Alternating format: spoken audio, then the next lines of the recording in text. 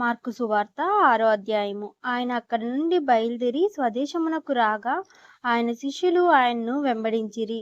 విశ్రాంతి దినము వచ్చినప్పుడు ఆయన సమాజ మందిరములో బోధింపనారంభించెను. అనేకులు ఆయన బోధ విని ఆశ్చర్యపడి, ఈ సంగతులు ఇతనికి ఎక్కడి నుండి వచ్చెను? ఇతనికి ఇయ్యబడిన ఈ జ్ఞానము ఎట్టిది? ఇతని చేతి వలన ఇట్టి అద్భుతములు చేయబడుచున్నవి. ఇతడు మరియ కుమారుడు కాదా? ఇతడు యాకోబు, యోసేపు, యూదా, సీమోను అను వారి సహోదరుడగు వడ్లవాడు కాడా? ఇతని సహోదరులందరూ మనతో నున్నవారు కారా అని చెప్పుకొనుచు ఆయన విషయమై అభ్యంతరపడిరి. అందుకు యేసు, ప్రవక్త తన దేశములో తన బంధువులతోనూ తన ఇంటివారిలోనూ తప్ప మరి ఎక్కడను ఘనతహీనుడు కాడని చెప్పెను. అందువలన కొద్దిమంది రోగుల మీద చేతులుంచి వారిని స్వస్థపరచుట తప్ప మరి ఏ అద్భుతము ఆయన అక్కడ చేయజాలకపోయెను. ఆయన వారి అవిశ్వాసమునకు ఆశ్చర్యపడెను. ఆయన చుట్టుపక్కలున్న గ్రామములు తిరుగుచూ బోధించుచుండెను. ఆయన 12 శిష్యులు తన యొద్దకు పిలిచి వారిని ఇద్దరిద్దరిగా పంపుచూ అపవిత్రాత్మల మీద వారికి అధికారం ఇచ్చి, ప్రయాణము కొరకు చేతికర్రను తప్ప రొట్టెనైనను జాలునైనను సంచిలో సొమ్మునైనను తీసుకొనక, చెప్పులు తొడుక్కొనుడనియు 2 అంగీలు వేసుకొనవద్దనియు వారికి ఆజ్ఞాపించెను. మరియు ఆయన వారితో ఇట్లనెను, మీరెక్కడ ఒక ఇంట ప్రవేశించుదురో అక్కడ నుండి మీరు బయలుదేరు వరకు ఆ ఇంటనే బస చెయ్యుడి. ఏ స్థలమందైనను జనులు మిమ్మును చేర్చుకొనక మీ మాటలు వినకుంటే మీరక్కడ నుండి బయలుదేరినప్పుడు వారి మీద సాక్ష్యముగా ఉండుటకు మీ పాదముల క్రింద ధూళి దులిపివేయుడి. కాగా వారు బయలుదేరి మారుమనస్సు పొందవలెనని ప్రకటించుచు అనేక దెయ్యములను వెళ్ళగొట్టుచు నూనె రాచి అనేకులగు రోగులను స్వస్థపరచుచుండిరి.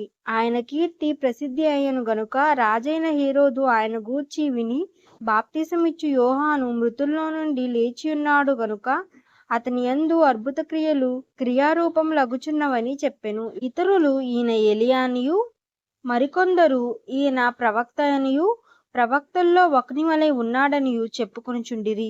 అయితే హేరోదు విని, నేను తలగొట్టించిన యోహానే అతడు మృతుల్లో నుండి లేచియున్నాడని చెప్పెను. హేరోదు తన సహోదరుడగు ఫిలిప్పు భార్య అయిన హేరోదియను పెండ్లి చేసుకున్నందున, యోహాను నీ సహోదరుని భార్యను చేర్చుకొనుటకు నీకు న్యాయము కాదని హేరోదుతో చెప్పెను గనుక ఇతడు ఆమె నిమిత్తము యోహానును పట్టి తెప్పించి చెరసాలలో బంధించి ఉండెను. హేరోదియ అతని మీద పగపట్టి అతన్ని చంపగోరెను గాని ఆమె చేత కాకపోయెను. ఎందుకనగా యోహాను నీతిమంతుడును పరిశుద్ధుడగు మనుషుడని హేరోదు ఎరిగి అతనికి భయపడి అతన్ని కాపాడుచూ వచ్చెను. మరియు అతని మాటలు విన్నప్పుడు ఏమి చేయును తోచకపోయెను. సంతోషముతో వినుచుండెను. అయితే తగిన దినమొకటి వచ్చెను. ఎట్లనగా హేరోదు తన జన్మదిన ఉత్సవమందు తన ప్రధానులకును సహస్రాధిపతులకును గలిలయ దేశ ముఖ్యులకును విందు చేయించెను. అప్పుడు హేరోదియ కుమార్తె లోపలికి వచ్చి నాట్యమాడి హేరోదియందు అతనితో కూడా పంక్తికి కూర్చున్న వారిని సంతోషపరిచెను గనుక, రాజు నీకిష్టమైనదేదైనను నన్ను అడుగుము, నేను నీకిచ్చేదనని ఆ చిన్నదానితో చెప్పెను. మరియు నీవు నా రాజ్యములో సగం మటుకేమి అడిగినను నీకిచ్చేదనని అతడు ఆమెతో ఒట్టు పెట్టుకొనెను. గనుక ఆమె వెళ్ళి నేనేమి అడుగుదునని తన తల్లిని అడుగగా ఆమె బాప్తిసమిచ్చు యోహాను తల అడుగుమనెను.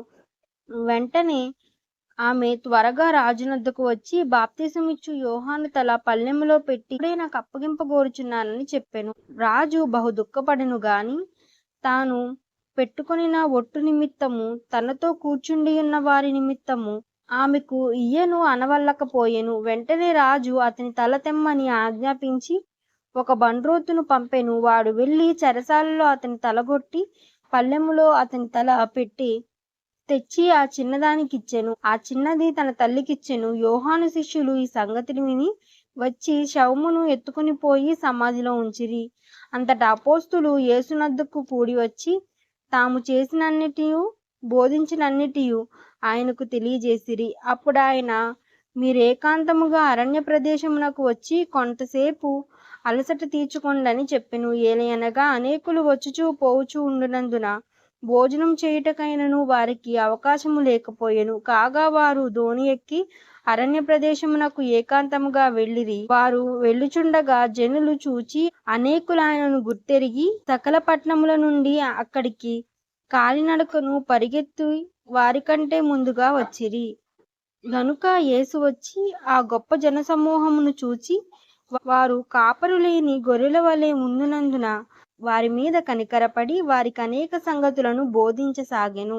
చాలా ప్రొద్దుపోయిన తరువాత ఆయన శిష్యులు ఆయన యొద్దకు వచ్చి, ఇది అరణ్య ప్రదేశము, ఇక్కడ చాలా ప్రొద్దుగూగినది, చుట్టుపట్ల ప్రదేశమునకు గ్రామమునకును వారు వెళ్ళి భోజనమునకైనను కొనుక్కొనుటకు వారిని పంపివేయుమని చెప్పిరి.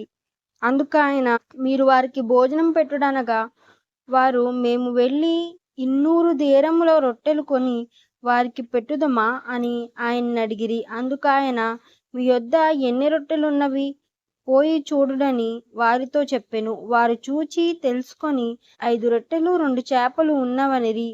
అప్పుడు ఆయన పచ్చిక మీద అందరూ పంక్తులు పంక్తులుగా కూర్చుండవలెనని వారికి ఆజ్ఞాపింపగా వారు 100 మంది చొప్పున 50 మంది చొప్పున పంక్తులు తీరి కూర్చుండిరి.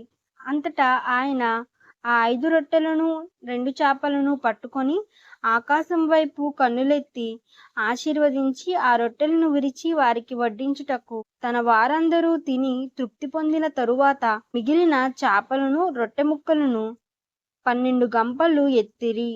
ఆ రొట్టెలు తినిన వారు 5,000 మంది పురుషులు. ఆ జనసమూహమును పంపివేసినంతలో దోణి ఎక్కి అద్దరినున్న బెత్సయిదాకు ముందుగా వెళ్ళుడని ఆయన తన శిష్యులను వెంటనే బలవంతము చేసెను.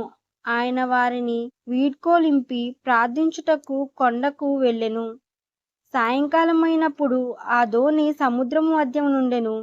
ఆయన ఒంటరిగా మెట్టనుండెను. అప్పుడు వారికి గాలి ఎదురైనందున దోణి నడిపించుటలో వారు మిక్కిలి కష్టపడుచుండగా ఆయన చూచి రాత్రి ఇంచుమించు 4వ జామున సముద్రము మీద నడుచుచు వారి యొద్దకు వచ్చి వారిని దాటిపోవాలని ఉండెను. ఆయన సముద్రము మీద నడుచుట వారు చూచి భూతమని తలంచి కేకలు వేసిరి. అందరూ ఆయనను చూచి తొందరపడగా వెంటనే ఆయన వారిని పలకరించి, ధైర్యము తెచ్చుకొనుడి, నేనే, భయపడకుడని చెప్పెను. తరువాత ఆయన దోణి ఎక్కి వారి యొద్దకు వచ్చినప్పుడు గాలి అణిగెను. అందుకు వారు తమలో తాము మిక్కిలి విభ్రాంతి నొంది ఆయనను వారి హృదయము కఠినమాయెను గనుక వారు రొట్టెలను గూర్చిన సంగతి గ్రహింపలేదు. వారు అవతలకు వెళ్ళి గెన్నేసరెతు దగ్గర ఒడ్డుకు వచ్చి దారి పట్టిరి. వారు దోణి దిగగానే జనులు ఆయనను గుర్తుపట్టి ఆ ప్రదేశమందంతటా పరుగులెత్తుకుపోయి ఆయన ఉన్నాడని వినవచ్చిన చోటుకు రోగులను మంచముల మీద మోసుకుని వచ్చుటకు మొదలుపెట్టిరి.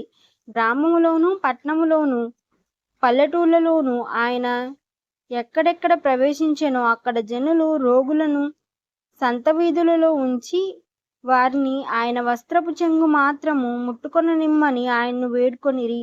ఆయనను ముట్టిన వారందరూ స్వస్థత నొందిరి.